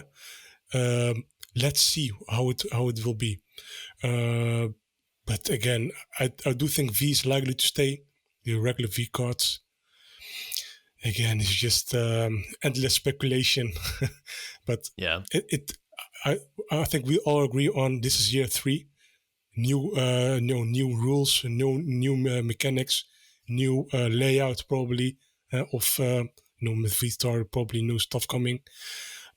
It's a tie-in with Arceus Legends, which also has a new take on the Pokemon games. So let's see what I will do. Yeah, nothing more to add to that. Let it come. And I think V-Star is quite interesting because in the last Pokemon Direct, they gave you a bit more information about what you'll be doing in the games, and there seems to be some sort of thing you with Arceus Legends, you're searching for something, and I think the mountain's the key to it, and they're talking about a star, and I think that's linked in with Arceus. So maybe they're sort of trying to use V-Star mechanic as a tie-in, similar again with a game, like with Dynamaxing with VMAX and stuff, So it's going to let people who play the game feel, oh, right, okay, now the TCG is always linked. If you've played the game, the TCG makes so much sense, because I never played the game prior to Sun and Moon, for example, but I played Sword and Shield before Sword and Shield set came out, and I was like, wow, I know all these characters. Wow, okay, I know what this mechanic is all about. Okay, I know these trainers, I know these, and it makes a lot more sense. And I think that's the same with this. If you play the game, it's going to make sense because there will be a very close tie-in. And I think V-Star definitely will be a very key element of the story as far as the game's concerned. Yeah. Cool. Talking about trademarks, like you like to get us, you dig up these trademarks. V-Star, I think you found a year ago. VMAX Climax, you found quite a while back as well. You found another one. So let's talk about Dark Fantasma. Now, this is intriguing to me. Somebody who likes dark and ghost type Pokemon, I'm liking this name because it's going down a certain direction. It's trademark, possible new TCG set name. I think with your track record, Zakariya, we can probably say this will. It does seem to suggest And Julian, with your understanding of the Japanese language and how this looks, does this seem to suggest a set name rather than something to do with a video game, or it sounds to me, this sounds like a set. Yeah. It's literally just Dark Phantasma translated from Japanese to English. Didn't we? I think actually, you know what? Throwback to last year's podcast, the first time you guys invited me on. I think we'd just seen Skyscraping Perfect, Eevee Heroes, and Blue Sky Stream, and I think we spoke about it. It's in the same way. Yeah, I think these are. Yeah. I think these are definitely sets. Like 99.9% sure these are sets. And it's easy. It's easy for your brain to just go, oh yeah, this is going to have Darkrai on it because it's Dark Phantasma. But I'm just looking at the article that you wrote, Zakariya. It's the favorite Pokemon. Darkrai is the favorite Pokemon of Atsushi Nagashima, the director at Creatures Inc. I didn't know that, and that's pretty cool. 99.999% sure this is going to have something to do with Darkrai and will be a set. But I'm keen to see more about it. It's literally just a name. It's always so hard with these. Like you could run with it, make it fit into anything. It's just a name, but exactly, it'll be cool. Zakariya, anything you want to again? Yeah. First of all, I have to pronounce it in Japanese, in an epic way. Daku Fantasma. How was it? How was it? Perfect. Okay. Come Becky. Hi. Perfect. Thank you very much. But again, indeed, some PokeGuardian reader did mention, here's a dictionary of Phantasmagoria, Gloria, something like that. Phantasmagoria, and it says definition is, on the Cambridge Dictionary, a confused group of real or imagined images that change quickly, one following the other as in a dream. And what does Darkrai do? I think it haunts you in your dreams, something like that. Let me check the Pokédex of Darkrai. Just a minute. This is fact checking in real time. Yeah, this is critical. I do like to check all of that. Here, some of the Dex entries, Diamond and Pearl from 2006. It can lull people to sleep and make them dream. It is active during nights of the new moon. Folklore, and this is Pearl. Folklore has that on moonless nights, this Pokemon will make people see horrific nightmares. Technical difficulties for Julian. This is standard for me. Keep going. I'll keep going. To protect itself, it afflicts those around it with nightmares. However, it means no harm. And this is only Diamond and Pearl Platinum. If you see all the Dex entries, it will refer to nightmares and dreams and this and that. So I do think it's probably Darkrai related, but it also could mean Giratina, for example. Who knows? I do not think it's Gengar, because I think Gengar had its it recently got VMAX cards. It had its spotlight recently. Yeah, who we'll see, but I don't rule out that it's an evil set. Who knows? I would like to see that. New year again, new chances, new ideas. Let it all come, and who knows what will happen. I'm super excited about this set, just the name of it, And like you say, Darkrai, I think Darkrai, of all the shiny Pokemon, shiny Darkrai is one of my favorites. I love the colors on it. I love Darkrai's aura as well, as a Pokemon. It's just scary, imposing. And if it is a dark set, first one since Dark Order, I think. Yeah. If it is a dedicated dark sort of ghost type set, that'd be really interesting to see. But I'm looking forward to it. Like we said, we don't know much about it, so it's just a name. We can speculate as much as we like. We will see. Yeah, we're in for a treat though if things go as we're expecting, and we're going to get a whole bunch of Gen 4 sets based off the Gen 4 legendaries. There's going to be 3 sets in a row that are potential. We've got the other one. Is this the next one that we're going to speak about? Space Juggler and Time Gazer. Should we move on to the next one? Because again, 2 more trademarks, possible set names. So we've got Space Juggler and Time Gazer. Space and time. I wonder which two Pokemon come to mind. Yeah, possibly a double set. I'm thinking, just simply by the names, I'm thinking this could be a double release set. They've done too many of them this year, in my opinion. But it could be another one of those double release sets. What do you guys think, Zakariya? Just looking at the names. I have to pronounce them again in Japanese, in epic Japanese. Go for it. Supeisu. No. This one's a little bit difficult. Supeisu Juggler. Supeisu Juggler. You've got to emphasize the certain points. You need to put yeah. You got to put a dun sound effect when you edit this, Zach. Taimu Gaiza. Almost. I'm practicing my Japanese vocabulary and pronouncement. So, but yeah, again, Julian's probably thinking we're butchering the Japanese language. It's close. That's it.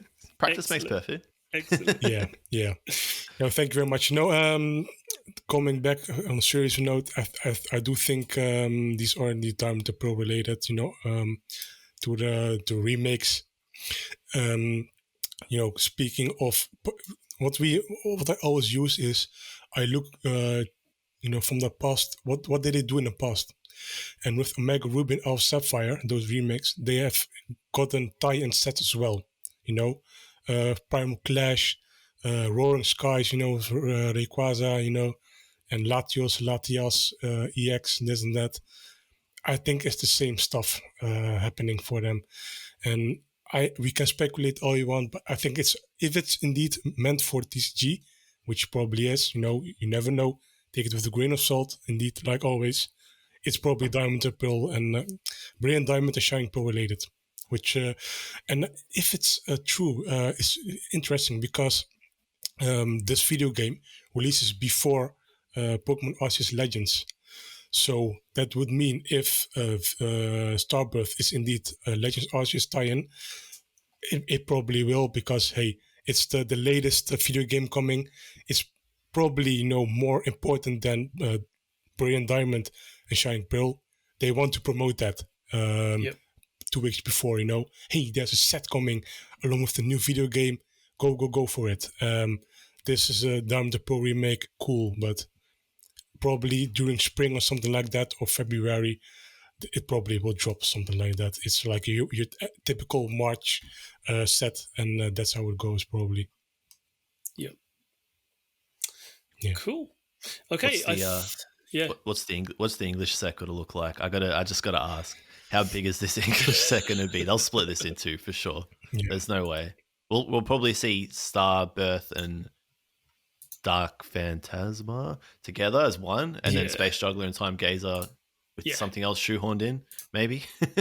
Yeah. Otherwise, 4 sets in one is going to be huge. Yeah. No, they're definitely. I think this will definitely be the set after the Arceus Legends and the Dark Phantasma, definitely. So did Dark Phantasma get trademarked before Time Gazer and Space Juggler? I think no. So Dark Phantasma came after Space Juggler and Time Gazer. Yeah. Okay. Yeah. Okay. So that'll be interesting. Yeah. But that does not mean much, because it could release like EV Heroes. Again? I think EV Heroes and S6, which is which one did Skyscraping Perfect and Blue Sky Stream. I think these both trademarked at the same time. So it does not really matter. It could be one set or the other. So cool. Okay, so I think we've covered everything up till now. We're going to move on now to our main topic of discussion. Yeah, I think it was celebrations, but sorry. Yes. So are we coming back to celebrations? We're going to do it one more time. We've got something new to talk about, so we'll move on to that next. Okay, so to finish off, let's talk about something that was revealed on Sunday. People were expecting something a bit more epic, maybe a high-class set announcement, but we got this instead. And I think a lot of people were quite intrigued what we got. So it's a start deck 100 was revealed. It's 100 different deck variations. Yes, that's right, 100 different decks. And you're getting a full deck, not a part deck, and they are all playable straight from the deck box. Interesting that they've highlighted and shown a few of the decks with the complete contents listed of what cards you'll be getting in these decks. And like I said, 60 card decks. They'll include, similar to starter decks, a cardboard cutout, pop-out damage counters and marker sheets included in these. But this, I mean, as soon as I saw this, it just reminded me of Magic the Gathering Jumpstart, which I think there's 103 different variations, and you open booster packs and you put 2 booster packs together, which gives you 1 full deck. And this is pretty similar concept, except you get a pre-built deck with this. I think it's an interesting concept. It's aimed at a certain market. I think this is very, very Japanese. Let's put it that way. Yeah, it's absolutely. very similar. It's a very Japan's playing style, and the way that they play cards in Japan is very unique compared to other markets like the USA or Europe. It's almost a cultural thing. You know, each game shop has a Pokemon card gym location, let's say, is you go in, it's a very social environment, tables are there, stores have dedicated space, and play is very regular in stores, and it's also set up very nicely for new players to come in as well. Every year we seem to have sets which are based around, almost like we have Japan does not have pre-releases. So we have pre-releases in the West where you build and battle kits and you build decks. Japan annually has a set which always allows you that ability to do. Legendary Heartbeat was the last one. So as you know, Legendary Heartbeat was designed to be open a certain amount of decks and build packs and build a deck. That's why you had the V and the VMAX in there together in the same pack, so you can actually use the VMAX. In previous years, we've had different sets which again were similarly built. So you'd have Evolution Line, for example, in the packs, helping you to build it. This year, we've not really seen that, and I think these are designed to be the sort of fun environment where maybe you turn up to your Pokemon card gym, you go there, you know, you put your hand in a box, randomly pick out a deck, and then you've got to play with that deck. And it encourages you to potentially go out your comfort zone, play with a different typing, learn mechanics, and maybe open your eye up to different mechanics. So, you know, you might never have played Dragon type, and you might end up with a Dragon type deck. You open it up, you then see what you've got, understand the mechanics and play with that. So again, like a pre-release encourages you to learn new mechanics when a new set comes out. I'm thinking this is in a similar vein. We all like players. I mean, I've played at Pokemon leagues. I played at every pre-release since Ultra Prism, and what you find as players is you find a typing that you might like, or you find a mechanic that you sort of have a chord with that you like, and you tend to stick to those kind of things. Similar to Magic the Gathering, you know, with its 5 elemental types, they've got different mechanics associated with them, and you tend to stick to those kind of mechanics. This is, again, I think, designed to introduce you to, hey, play out your comfort zone, try something different, and it makes you a better all-round player, I think, as well. That's my personal opinion as someone who's a collector and a player. I don't think these are going to be very collectible as such. The cards, again, are very sort of starter deck style, standard Planeta 5-band type graphics. Most of them are done by Planeta and 5-band by the looks of it. The moves are very vanilla.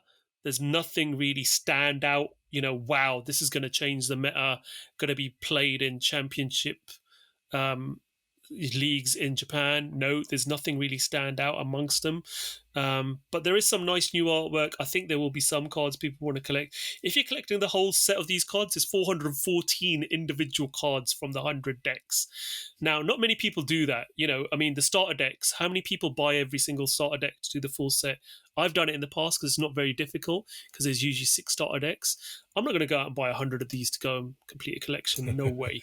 You know, this is not for collectors. this is purely for players, and it's not for all players. It's for a particular type of player. Those who maybe play casually or those who are new to the game. I think this is more based for them. This is not based for those guys who try and top deck at Champions Leagues in Japan. Though they would have fun playing this.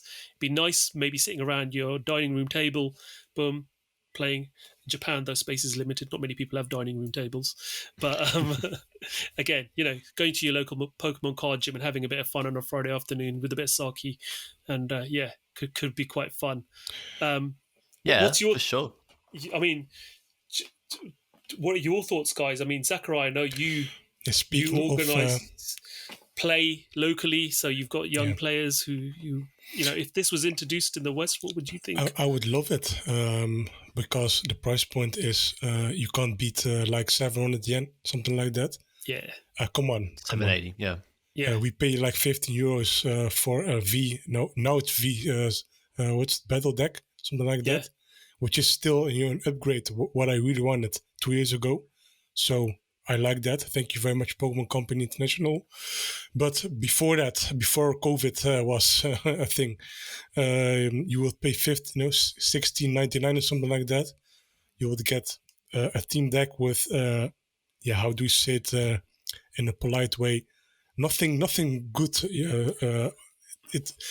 Occasionally you would get a nice team deck, team up Charizard, for example, or something like this. Garchomp from Ultra Prism was a nice deck. It was quite playable if you tweaked it a little bit. But again, they weren't very exciting. At that price point, you would expect at least a basic V card to essentially, teach these players how to use these mechanics. Because again, everyone sees the V and GX, EX cards, but you don't have it. So now they have seen that. I don't know if they have seen my column at the time, but hey, if they did, thank you very much for reading it. But if not, also excellent choice for making V cards and team decks. But coming back to this specific product, Star Deck 100, it was in the rumored article. So hey, very nice. Ultra Ball was expected to reprint. It was in VMAX Climax set, but it was probably reserved for this Star Deck 100. That does not mean we will see not a new Ultra Ball in VMAX Climax, probably as something of a higher rarity, because there could be a chance, there is no Ultra Ball in the upcoming set, because hey, it releases before that. Star Deck 100 releases, I think, 2 weeks after VMAX Climax would. Yep. So there, I don't see it coming in Fusion Arts, and that's essentially the last regular main set of the year. So we could see something, for Gold Ultra Ball in VMAX Climax. Who knows? That aside, very interesting concept. I would love it in my country or region. Coming back to the reveal from last Sunday, I think everyone expected at least some teaser of VMAX Climax at the least, at the minimum. But that was fully reserved for the Star Deck 100, which is, from a business perspective, I will make a whole discussion now from business perspective. I absolutely understand this. Why? Last year, they have sold in a sell sheet, to these stores, the first, the second wave of V starter decks. 2018 and GX starter decks, they have mentioned that in 2020, these were massively popular in Japan in 2018, and they confirmed that this product, the GX starter decks, that contributed to many new players and sales, for the merchandise and Pokemon card game products. Taj, you have mentioned that before. GX Ultra Shiny release, it was absolutely mayhem. Yeah. That also was due to that GX starter deck sales. The GX starter deck contributed to a 400% increase in sales in Japan. Yes. To Pokemon. That year, 2018, where we had the 2018 card drought, similar to what we're having now in Japan. Probably, something like that. Yeah, it was a 400% increase like-for-like sales on Pokemon card products in 2018. Now, that's insane. Fourfold increase. We're seeing the same thing again this year, big time in Japan. So, it had an impact then. It's having an impact now. So it's like riding the wave. It's like seeing the it's crazy. But yeah, absolutely. This is that kind of indeed said, hey, we release this, and how they release this kind of products is also indeed very business oriented, because if you've taken notice of how these products are essentially promoted. Last year, I think if you bought a V-Starter deck, if you ordered at Denny's restaurants in Japan, a diner, in Japan, you could get a V-Starter deck and you could literally play at the restaurant in Japan. Now, if someone is coming to Denny's in Japan, hey, you can get a V-Starter deck for like, what is it, €5, 500, 600 yen. It's essentially $5 or something. Why not? Hey, Pokemon is part of their culture. So everyone knows Pokemon. Why not? With your whole family and this and that. Sushi, big sushi chains. I think you could get like sticks or something like that with V-Starter deck artwork. What more? I think at some even hotels recently with the family Pokemon card game, you could literally rent a hotel and would get a V-Starter deck, for example. Same with the Japan Post stamp box. That's a collaboration with the family starter, the family Pokemon card game product. So they are trying to absolute best, to make this product as mainstream as possible, so they can promote, indeed, gain more players. And then they will drop a massive set like VMAX Climax or EV Heroes or GX Ultra Shiny, Tech All-Stars, you name it. Hey, there's this massive hyped set. Let's all buy it at, when it's peaking, with all of these new players coming in. They've probably just started out. They've seen these massively special arts, who knows, special art, Golden, Rayquaza, VMAX, blah, blah, blah. Everyone knows Rayquaza, who knows Pokemon.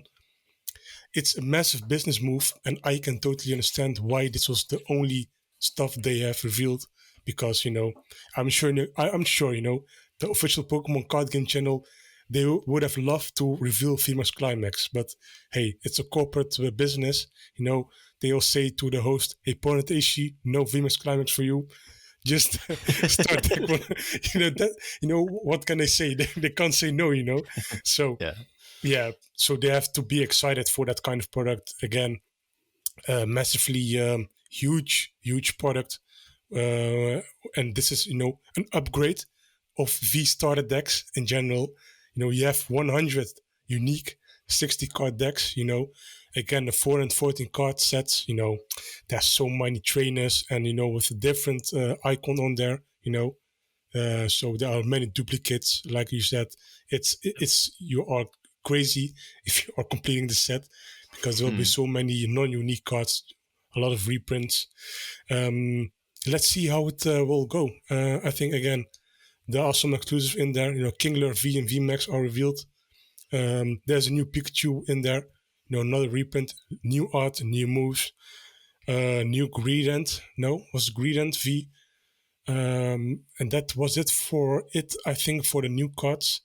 There are some reprinted cards with new artwork in there, like Bolton V, which is to be released in Fusion Arts. So, again, interesting set. And we only have seen like 7 decks of the 700. Yep. And of these deck lists, there are some new cards mentioned. I think it was Money Sprite, Barry, that's your rival Pokemon from past games, and Team Skull, something like that. Not Team Skull. Team Yell. Team Yell. It was another Team Yell card. Yeah.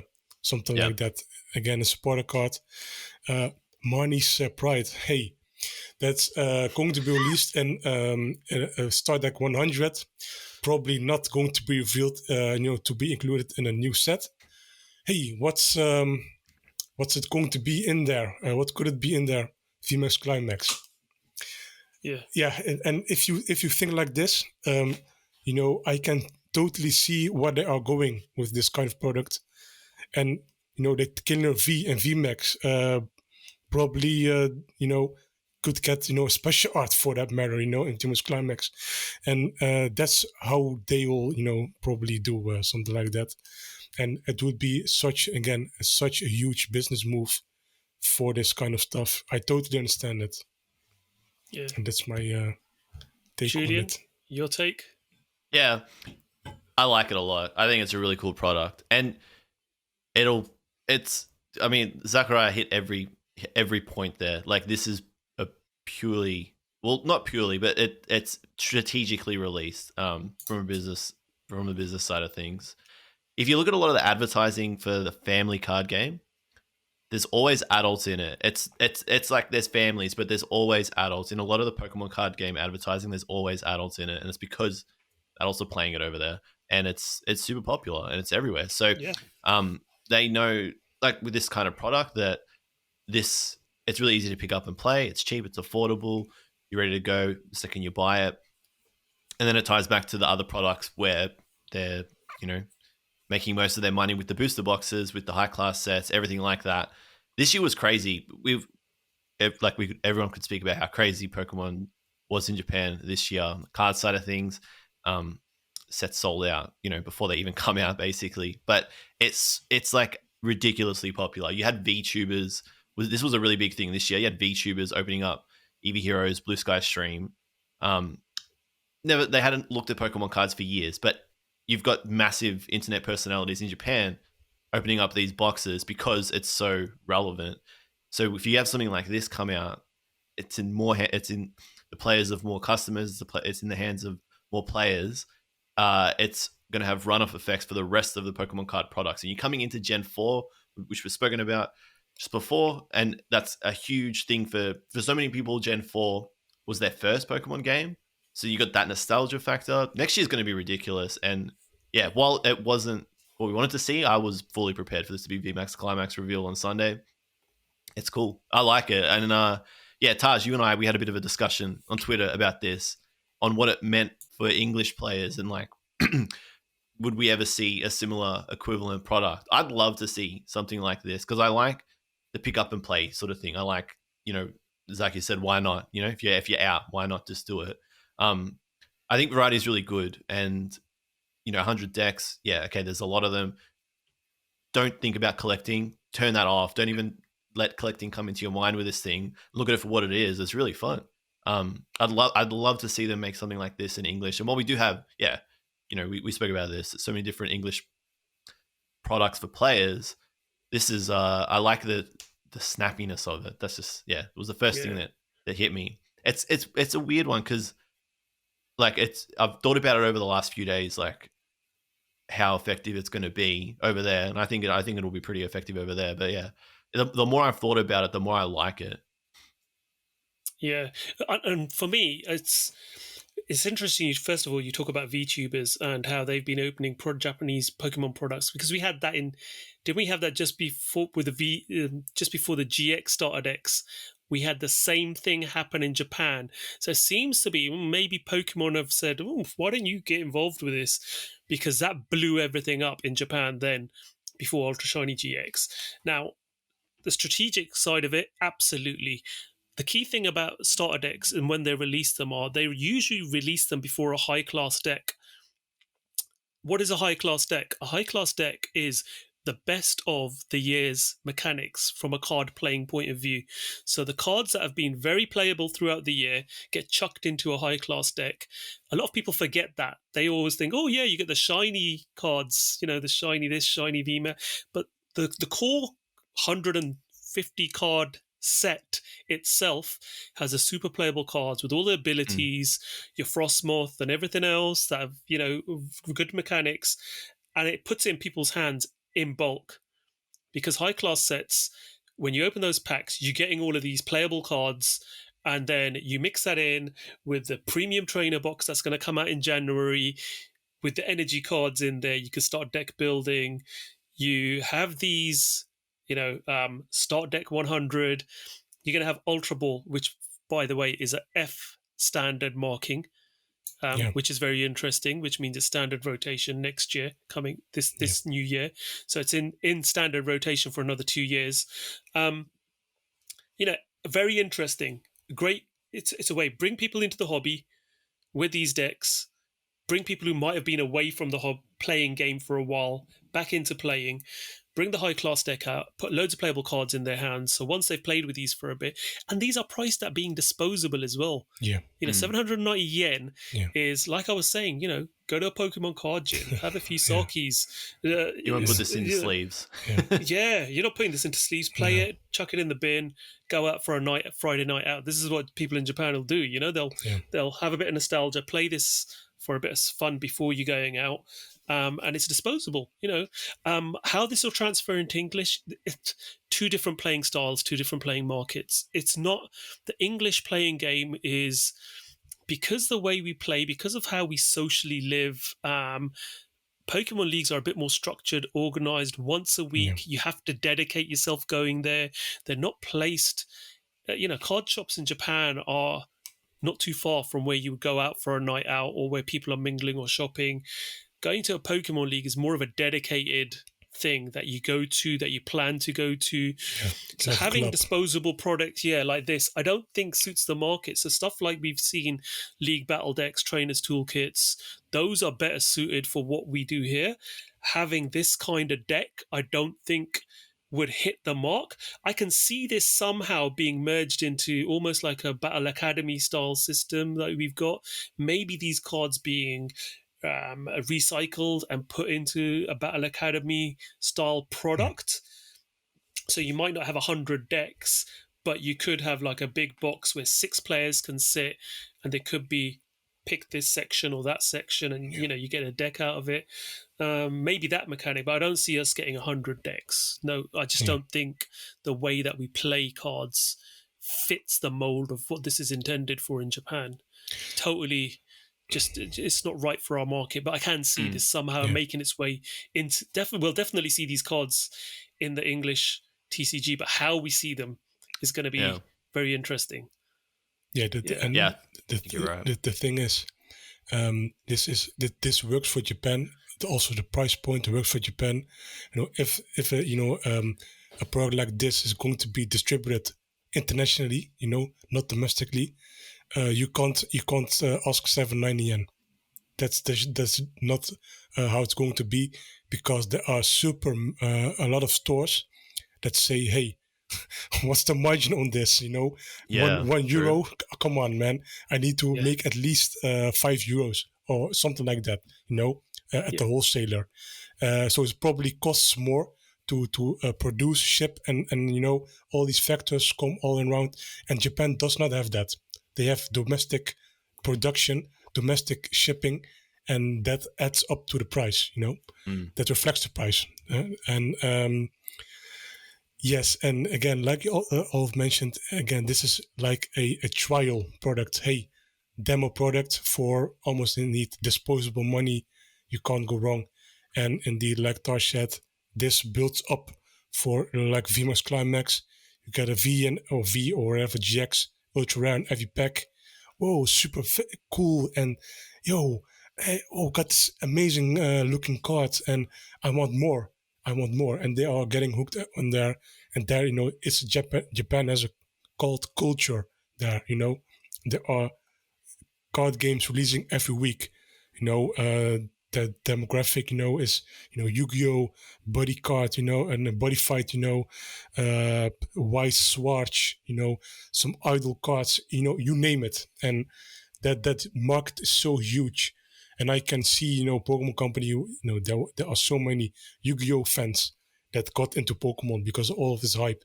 Even Magic, Magic is not as good as Pokemon right now.